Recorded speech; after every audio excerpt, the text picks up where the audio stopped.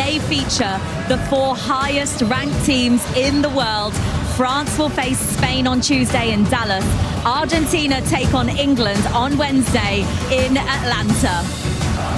Argentina have been pushed right to the edge again, but this time Julian Alvarez is the hero with an absolute beauty. He scored that sensational strike in extra time to help secure a 3-1 victory over Switzerland.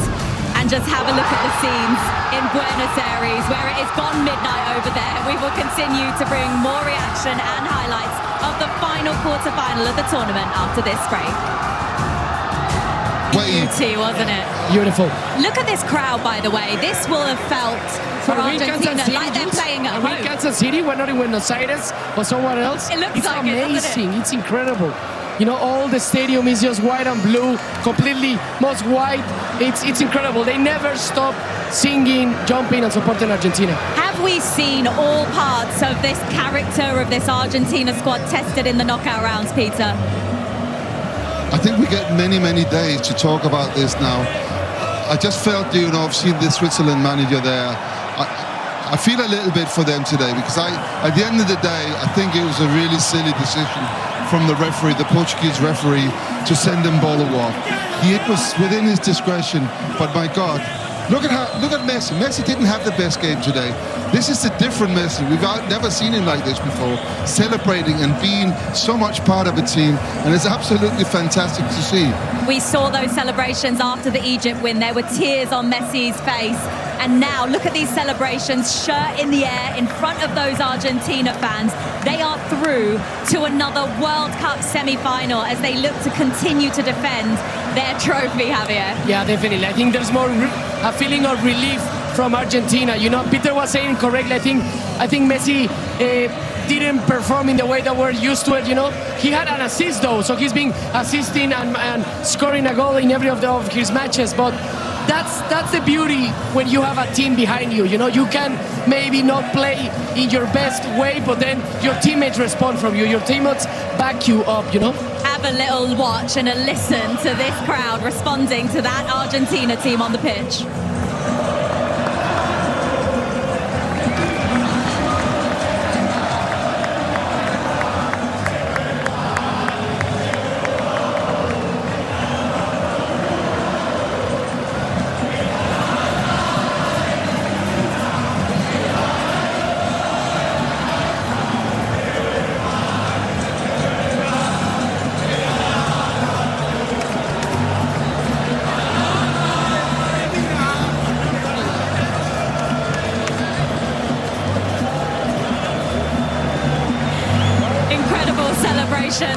On the full-time whistle here in Kansas City, you were saying before the game that when Messi is maybe not at his best in a match, you need the rest of the team, you need the rest of the squad to step up, and they did that today, Peter.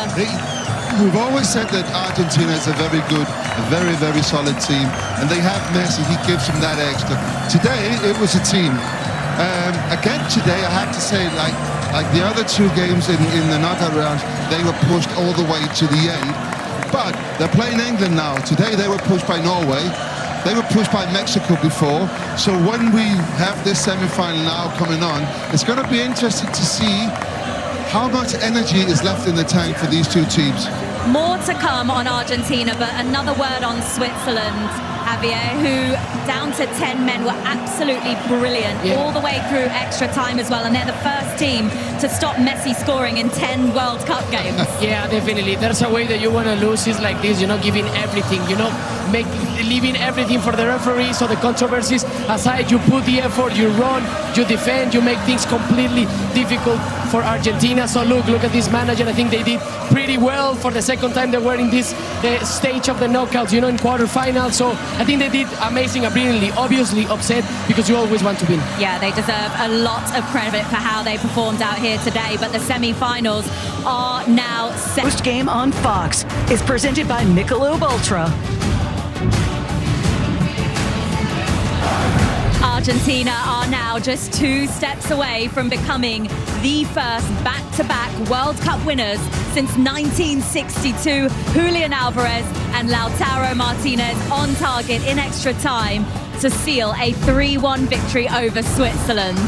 fan moment sponsored by Coca-Cola, and just take a look at the joy in Buenos Aires. They are in dreamland after Argentina survived another big scare at this World Cup. It is gone midnight there. It's pretty late here in Kansas City as well. But as you can see, not a single Argentina fan has left their seats in this stadium until the Argentina players have just started to leave the pitch now. They are continuing the party tonight in Kansas City, and they'll be absolutely delighted to see their side make it through to another World Cup semi-final. Javier Hernandez and Peter Schmeichel alongside me here in Kansas City. Argentina with a perfect 6 wins from 6 this summer. But it hasn't been smooth sailing, guys. Let's take a look at the highlights right from the beginning of this match in this stadium, watched on by legends as well, Javier. Patrick Mahomes over there. Patrick Mahomes in the house. In his house, by the way. So on the 10-minute, McAllister with an amazing header in the near post run. Terrible marking from Switzerland. Even Julian Alvarez was in the second post in case that ball wasn't on goal. We can see here he's moving amazingly. They were marking zone. So there wasn't man-to-man, so McAllister found the spot, but what a header. Impressive header for someone who's not very tall. Yeah, indeed. That one an amazing goal and perfect start for Argentina. Yeah, but Switzerland is a good team. We know that now. But don't make mistakes. This is a mistake. But it doesn't mean a lot at this point in the game. But it had obviously an impact. Switzerland's a great team, even though they're going down to 10 men. This is not now. I said at halftime, get the ball to this fella here, Ndoye. You know, get the ball to him. He's the one who can challenge. To watch with the assist. That was Rodriguez. He passed the ball to him, and he didn't disappoint. Now, why was that yellow card to Embolo? Why did that become important? But we see this situation here. So Embolo gets the ball here. Paredes is what it looks like. He's actually kicking him. The referee gives a free kick, gives Paredes a yellow card. Now, VAR intervened, and they intervened under the mistaken identity rule. Now, he rescinded the free kick, rescinded the yellow card to Paredes, gave Embolo the other one, and he was off. Yes, and this very important save, Peter, if you want to mention, look.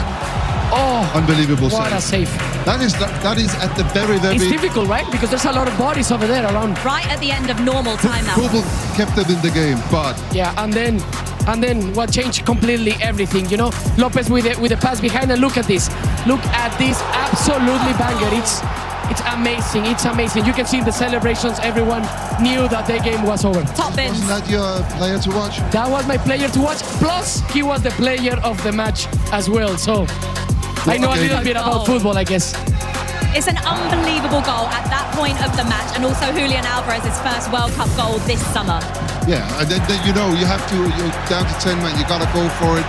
And this happens very often. You can see the time there. We're way past the 120 mark. Gregor Kobel, who had a great game, actually did very well here. Yeah. Nothing he can do about that second. Lautaro Martinez.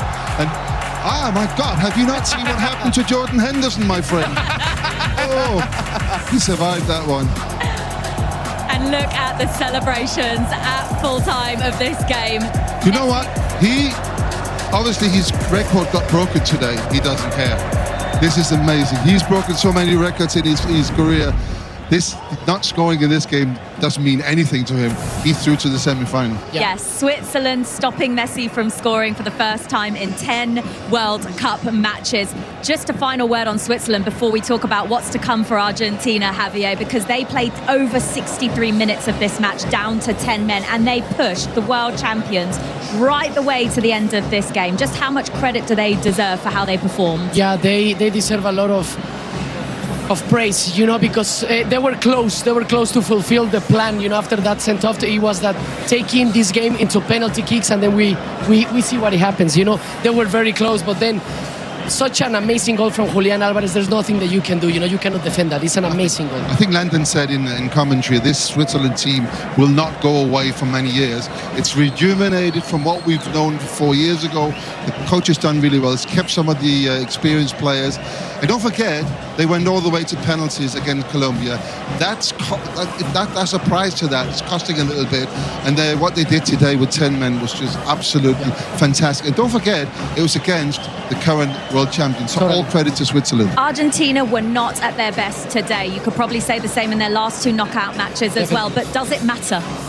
Look, I think I'm gonna use this narrative. I think it's scary for England because they haven't played their best game ever yet. Sorry, in these knockout stages. You know, against Cabo Verde, extra time. Then against Egypt, you need to come back. So substitution happened, and in the last 10 minutes, you scored 3 goals. Now you go to another extra time.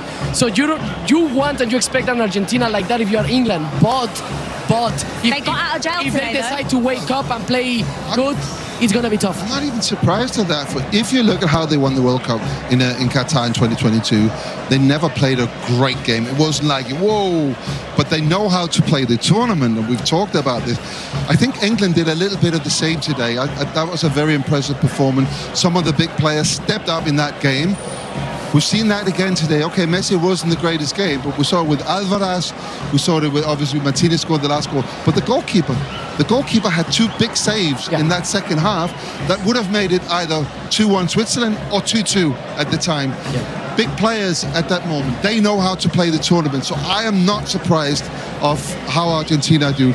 And I'm actually leaving you two guys with Owen Hargreaves in a minute because you're going to talk England. I will just say that I'm really looking forward to this game. This is 2 teams.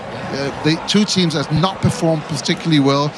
That's going to be some game. Maybe they're saving it for the semi-final, Peter. Thank you for your company today. Owen Hargreaves is going to be joining us next as we look ahead to that epic semi-final between England and Argentina. I mean, this World Cup began with a record 48 teams. How on earth are we here? We are down to the final 4, and it's a star-studded semi-finals as well. On Tuesday, it's France against Spain in Dallas. That is mouth-watering. Then on Wednesday, England-Argentina in Atlanta. Here is your superior player of the match, sponsored by Michelob Ultra. It's that man, Julian Alvarez, with his first goal at this World Cup, and it was a massive one, an absolute beauty. The 26-year-old with an incredible strike that's given Argentina the lead over Switzerland in extra time before they went on to win the game 3-1. Argentina fans made their presence felt in Kansas City, and trust me, they're going to be celebrating all night here as well. Coming up, we'll look ahead to that match against England.